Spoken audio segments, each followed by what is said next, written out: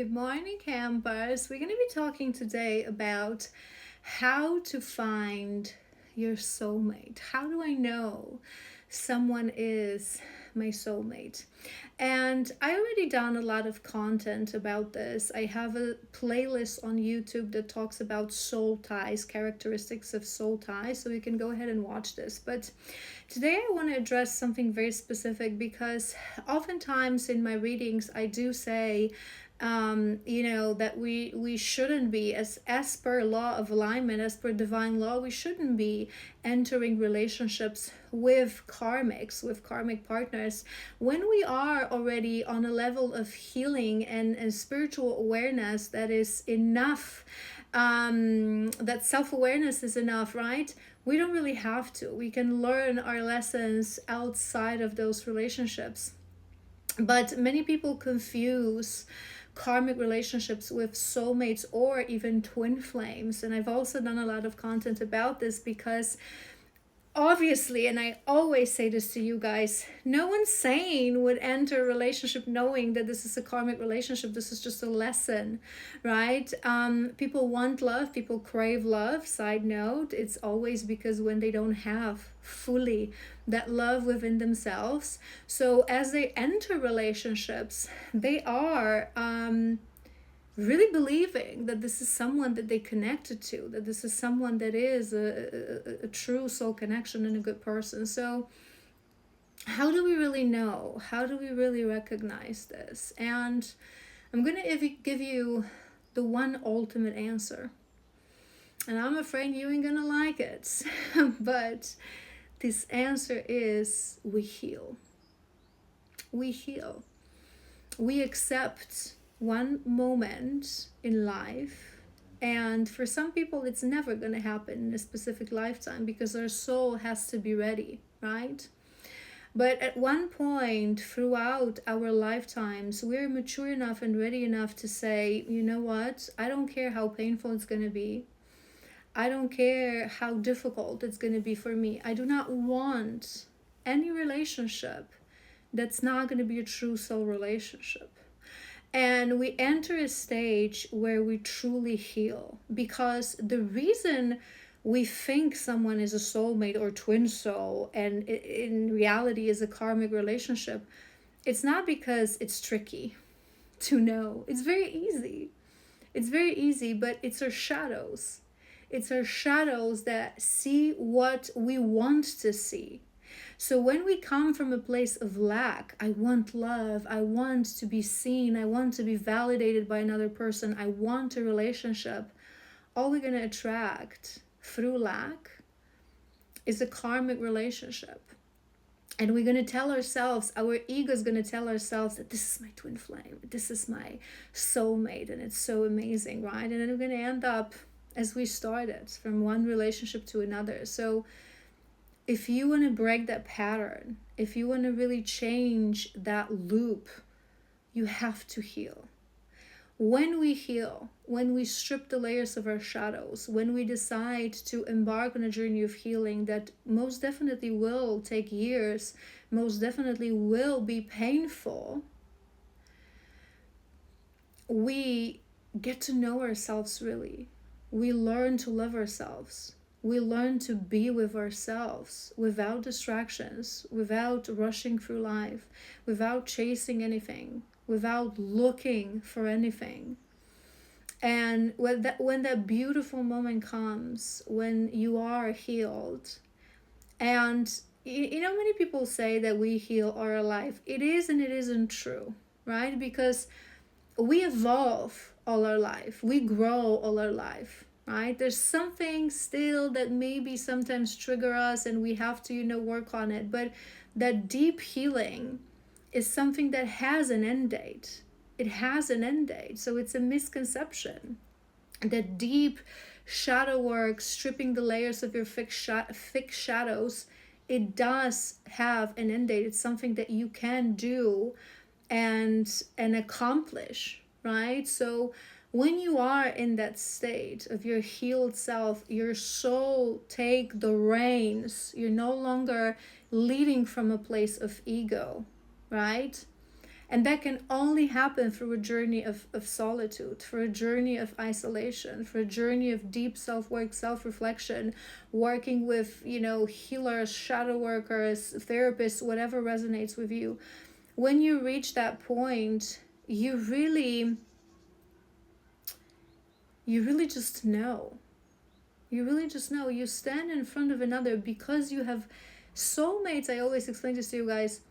They're in a very similar frequency as ourselves, right? So when you truly, in that journey of healing, we get to know ourselves. We get to know our essence. We get to know our true soul, right?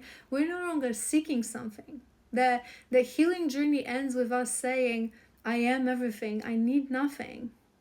And in that moment, your ego is dormant. You just use that ego, right? I always say ego doesn't die, it gets released because we need it to function in this physical world. We need our physical body, but in our mind, but it is released, and the soul leads the way, and the soul looks at another, knowing already, I know who I am, I know my authentic self.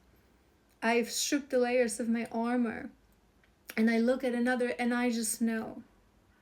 And I know immediately, right? And what comes with that knowing as well is that you don't force things because you're not lacking anything. So just to give you an example, in my healed life, I've come across people who I know they were my soulmates, but I've never had any relationship with them because those can be people that live, we live worlds apart.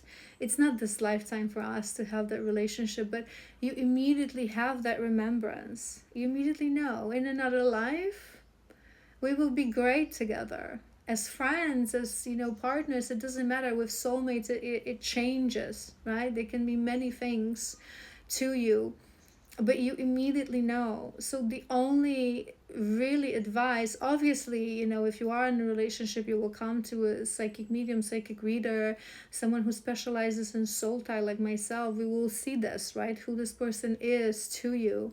But for you yourself to know this, because the ultimate achievement that you, I don't know how to call it, the as you graduate from this journey, right, even when you work with spiritual teachers and shadow workers, is that we want to train you to become your own guru. So when you're healed, you become your own guru, and you just simply know this person is my soulmate. And not only I know this, but I'm not going to force this, because maybe the soulmate is not for me to be a partner in this lifetime. So I will just, and your soulmates stay with you always. It's not the same as your twin soul. We talk about this a lot, but your soulmates, even when you don't talk to them and you don't have a relationship, you don't see them, they pop into your mind every now and then, and you just have those loving feelings towards them, and you develop those golden cords between each other, even if you are worlds apart. So it's a very beautiful beautiful place to be.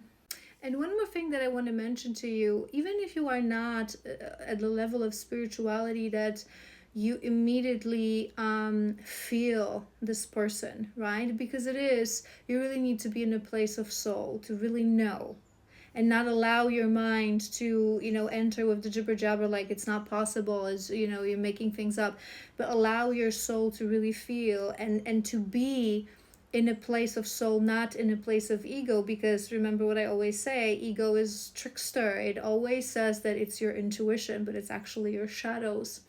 So even if you don't necessarily immediately know, oh, okay, this is my soulmate, I can feel this, which is fine. Not many people will get there. But there's one more thing when people who are healed, who've done this journey of healing, of, self-discovery, of stripping the layers of your shadows, is that we don't jump into relationships, okay? People like that don't jump into relationships, right? Because we have self-love, self-respect, we have the release of the need and the release of the urgency.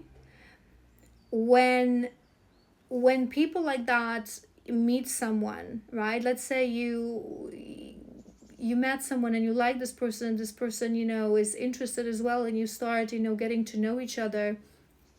As per divine law, and I've mentioned to you guys many, many times, as per divine law, we should only have intimacy with people that we are in divine union. And divine union is something that you can only achieve with your soul tie, so soulmate or twin soul.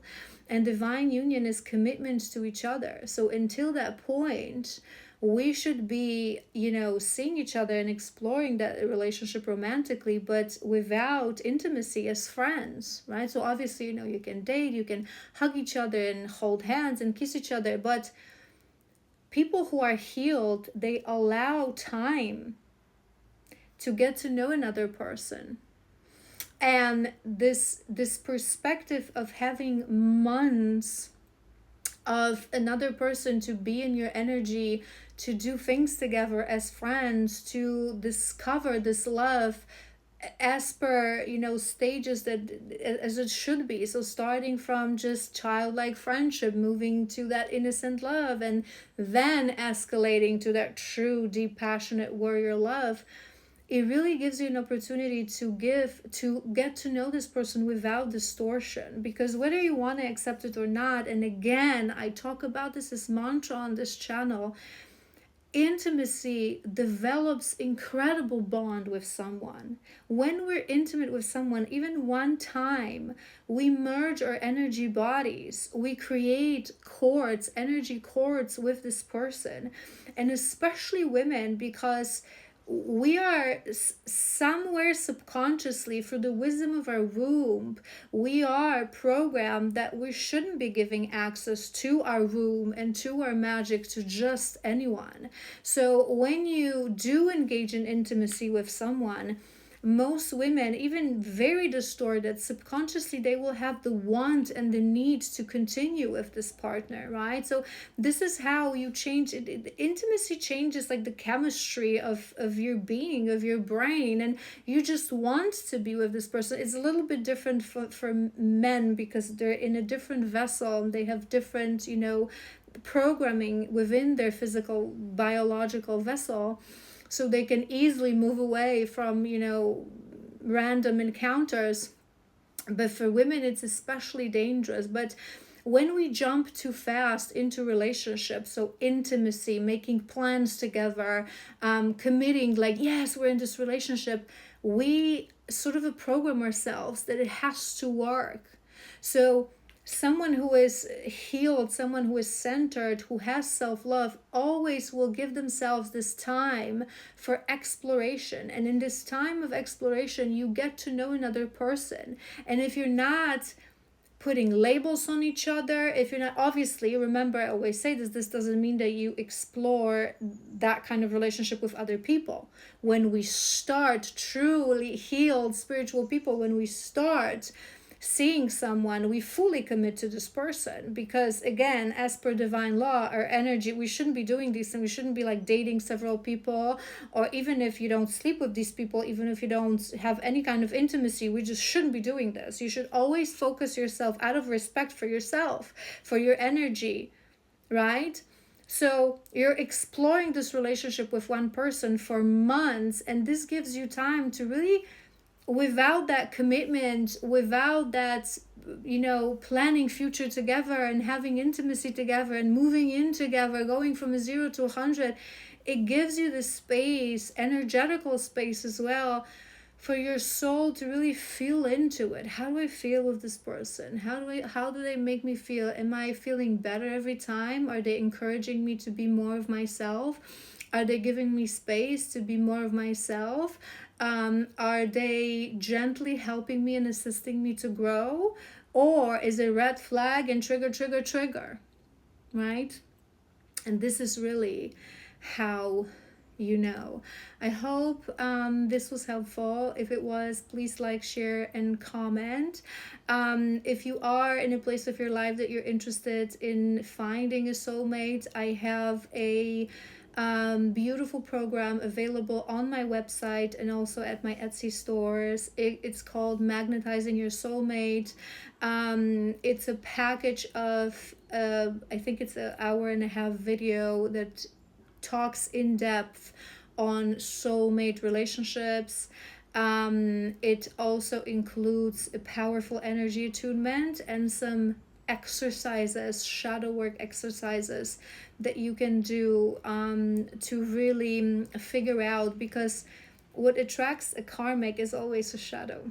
It's always a shadow. It's not randomness, it's not coincidence, it's not, you know, the trickster universe being a trickster and wanting to play games on us. It's always our shadow. So when we strip our shadows, we no longer attract karmics. We wouldn't even know these people. We wouldn't even entertain this energy. So yeah, I hope this is helpful, and I wish you all the best on your beautiful journey.